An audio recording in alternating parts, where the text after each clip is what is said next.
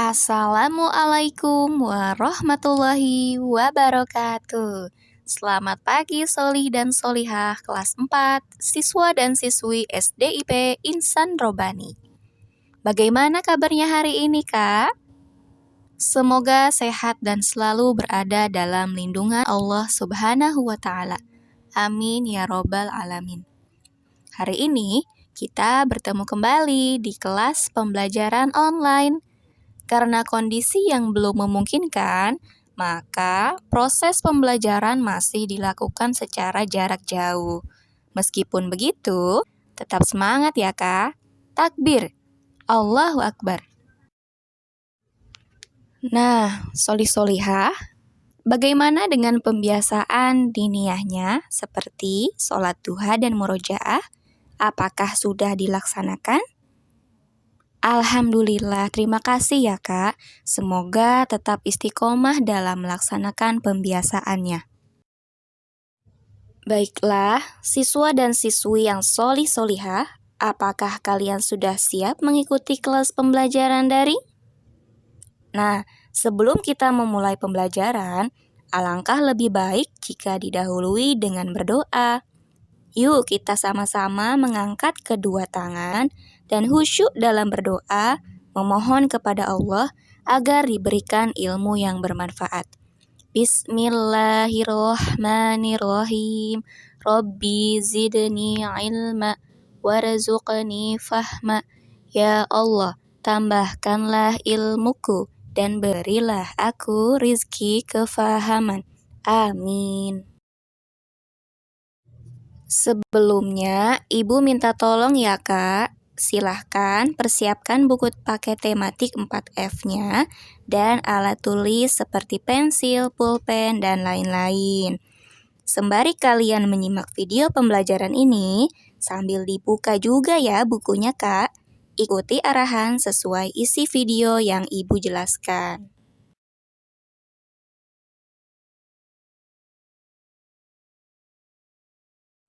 Hari ini kita akan belajar tematik 4F, cita-citaku, subtema 3, giat berusaha meraih cita-cita, pembelajaran 1 dan 2.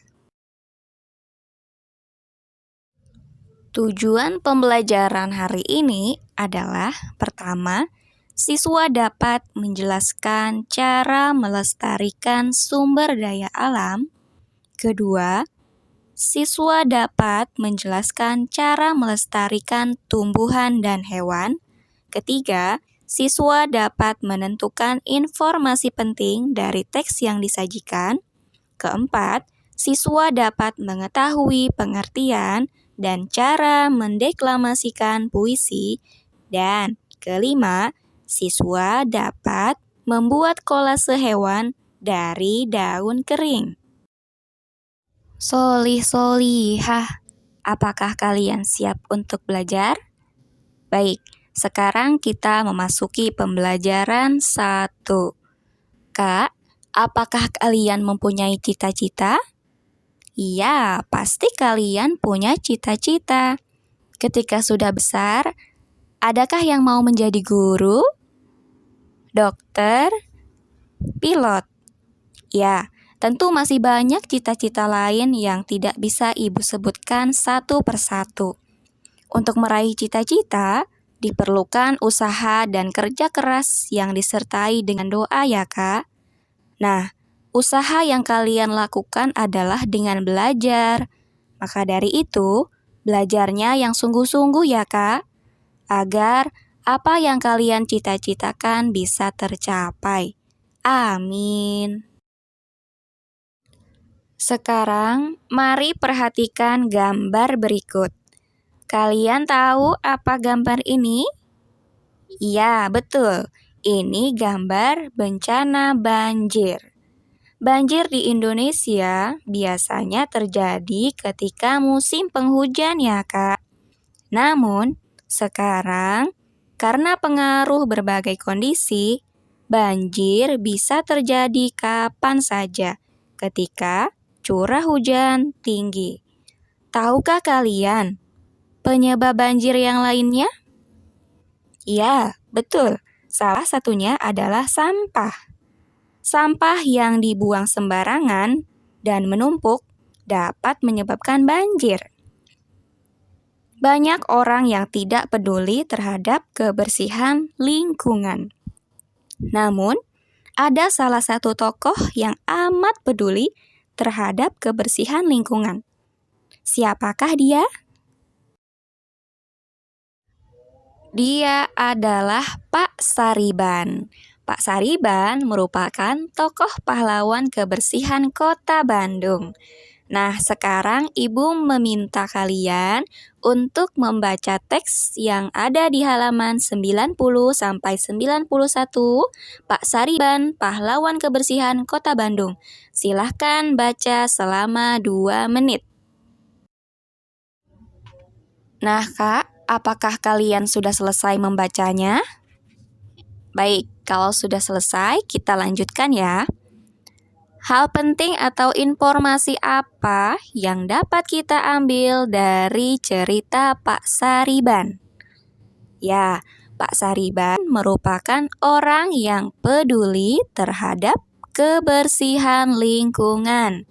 Beliau berkeliling Kota Bandung untuk membersihkan sampah-sampah dan menyuarakan pesan kebersihan kepada masyarakat Bandung agar mencintai kebersihan dan menjaga keindahan Kota Bandung.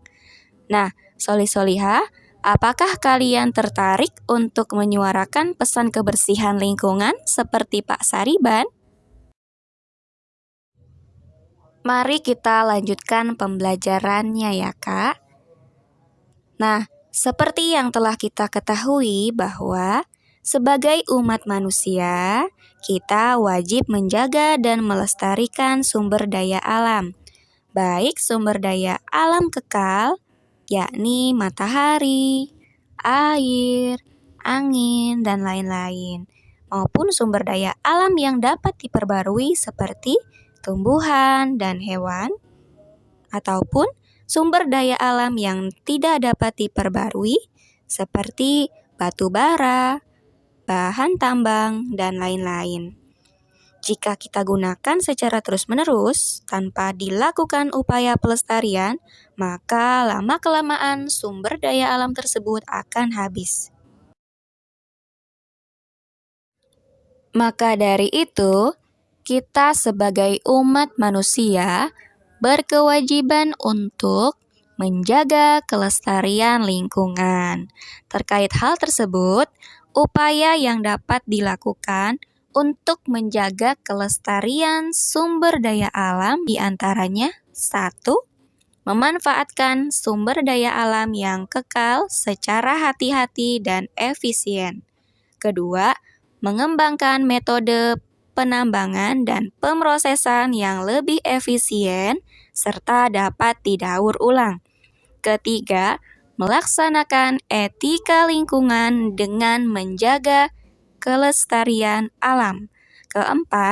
Melakukan strategi konservasi untuk melestarikan sumber daya alam berupa hewan dan tumbuhan. Dan 5. Membuat undang-undang mengenai perburuan. Nah, itulah beberapa upaya yang dapat dilakukan untuk melestarikan sumber daya alam. Selain itu, kita juga bisa melakukan upaya seperti menanam pohon dan mematikan keran air jika air sudah tidak dipakai dan menggunakan air secukupnya. Baik, kita lanjutkan pembelajarannya ya, Kak. Sekarang kita akan belajar mendeklamasikan puisi. Tahukah kalian apa itu deklamasi? Ya, deklamasi artinya penyajian sajak yang disertai lagu dan gaya. Ini menurut Kamus Besar Bahasa Indonesia. Nah, bagaimana pengertian deklamasi puisi? Ya, deklamasi puisi artinya membaca puisi dengan penuh penghayatan, gerak, dan mimik wajah yang sesuai dengan isi puisi. Lalu, bagaimana cara mendeklamasikan puisi? Nah, di sini ada cara-caranya ya. Pertama, memahami isi dan tujuan yang hendak disampaikan oleh si penulis puisi. Kedua, menentukan ekspresi atau mimik wajah yang sesuai dengan isi puisi.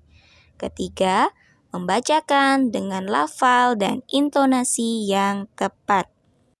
Mendeklamasikan puisi dilakukan di depan orang banyak.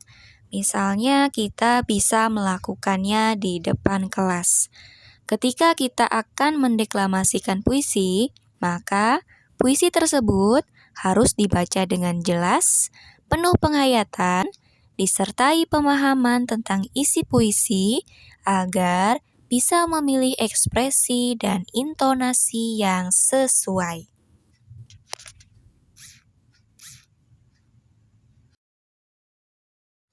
Solih dan Solihah, masih semangat ya menyimak pembelajaran? Mari kita lanjutkan ke pembelajaran 2.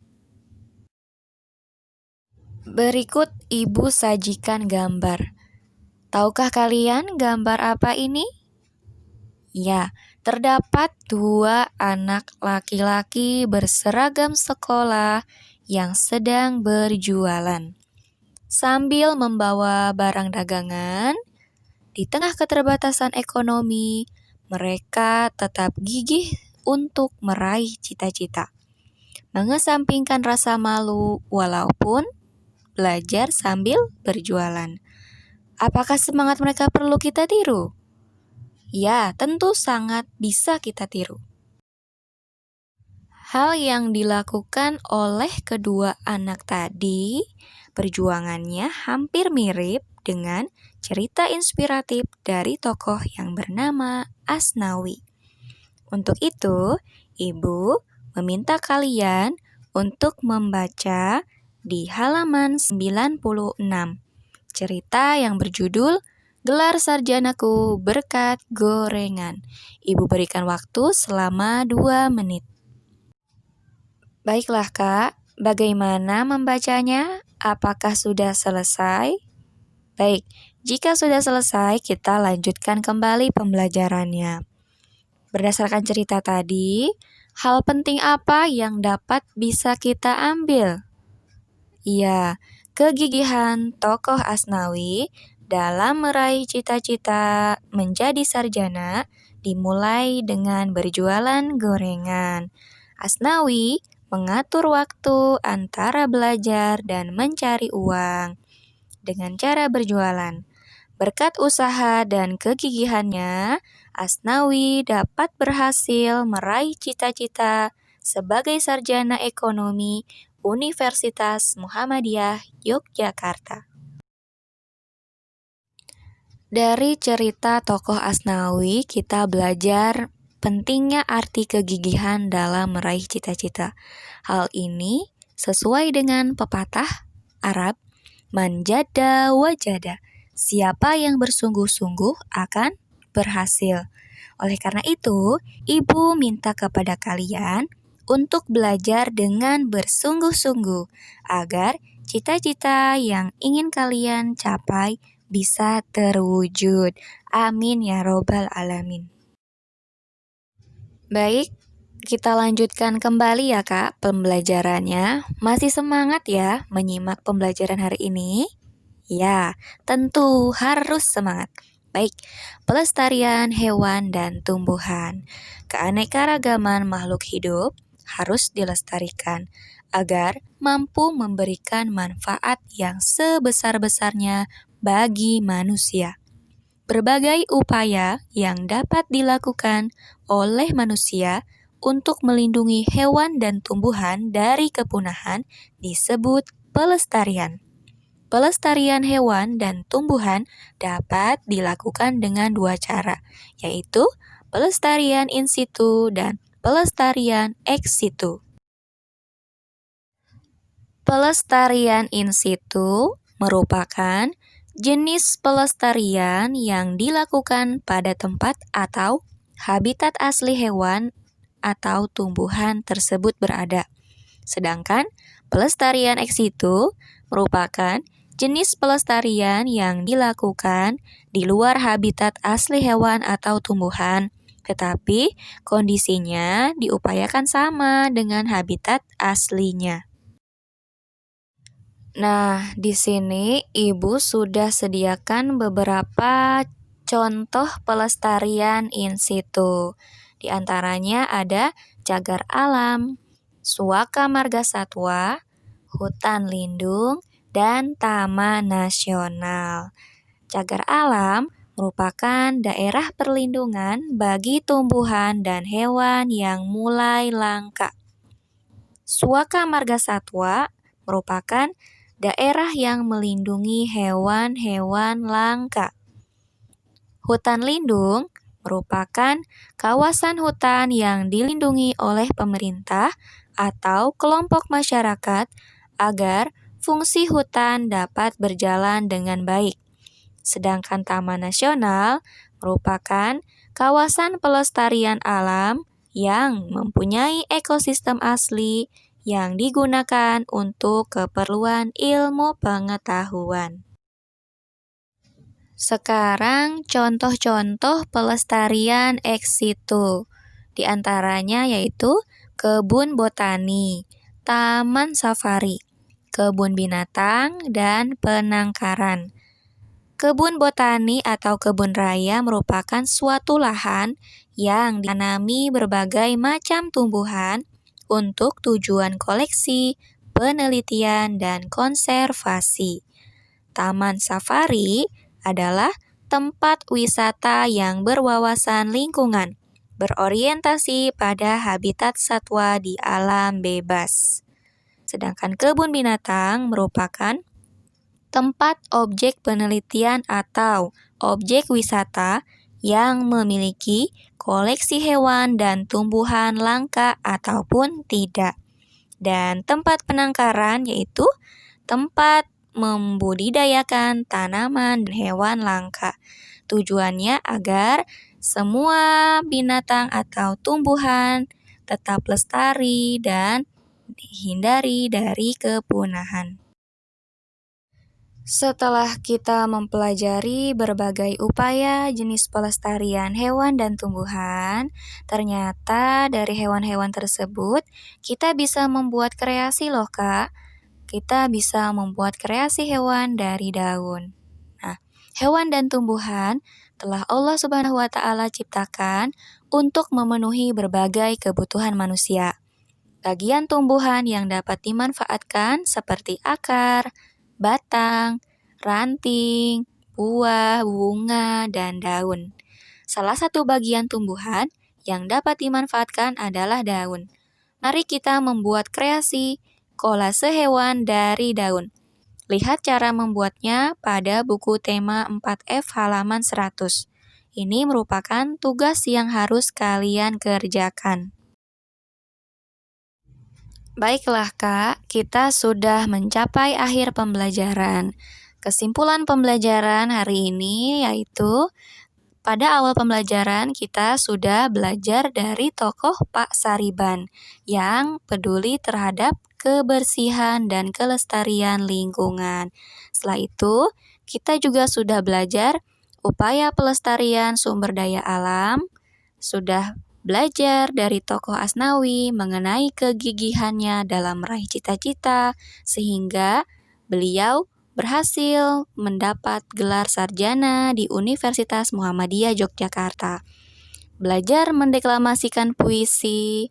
Selanjutnya, belajar pelestarian hewan dan tumbuhan, yaitu pelestarian in situ dan pelestarian ex situ. Dan terakhir, kita sudah belajar tentang kolase hewan dari daun. Semoga kegiatan pembelajaran hari ini dapat dipahami dan bisa bermanfaat ya. Alhamdulillah, kegiatan pembelajaran hari ini sudah selesai. Kita baca doa kafaratul majlis bersama untuk menutup kegiatan pembelajaran hari ini. Subhanaka Allahumma wa bihamdika asyhadu an la ilaha illa anta astaghfiruka wa atubu ilaik. Ibu ucapkan terima kasih banyak kepada siswa dan siswi kelas 4 yang telah menyimak video pembelajaran dan mengikuti pembelajaran hari ini dengan baik. Semoga kita bisa bertemu kembali di pembelajaran berikutnya. Tetap semangat belajar, jaga kondisi kesehatan, dan sampai bertemu kembali. Wassalamualaikum warahmatullahi wabarakatuh.